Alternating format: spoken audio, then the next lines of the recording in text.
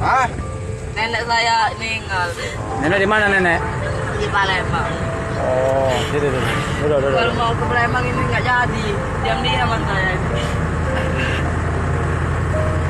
Rekaman video baru yang memperlihatkan seorang remaja laki-laki menangis usai mendapat kabar neneknya meninggal viral di media sosial. Rekaman video itu salah satunya dibagikan ulang oleh pemilik akun Instagram @lampung.24jam pada Minggu 19 November 2023.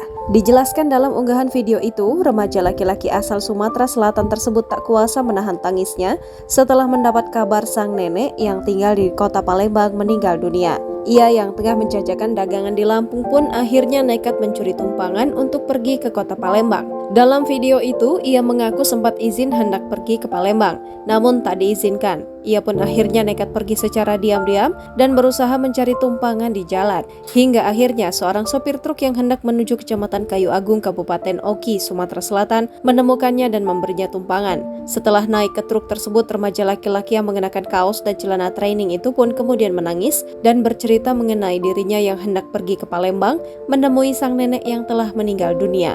Sopir truk yang mendengar curhat pilu remaja itu pun lalu menguatkan remaja itu untuk tidak menangis lagi. Rekaman video haru ini pun sontak langsung menuai beragam komentar sedih dari warganet. Tak sedikit warganet yang berterima kasih dan mendoakan sang sopir karena telah membantu remaja laki-laki itu. Namun sayangnya hingga video berakhir tidak diketahui kapan rekaman video itu diambil.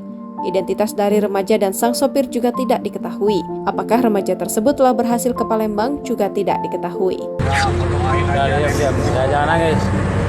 Tapi Om lama nih jalannya ya. Gak bisa cepet. Nggak apa-apa. Kapan meninggal nenek? Hari ini. Hari ini? Iya. Waduh, kuburin kapan? hari inilah.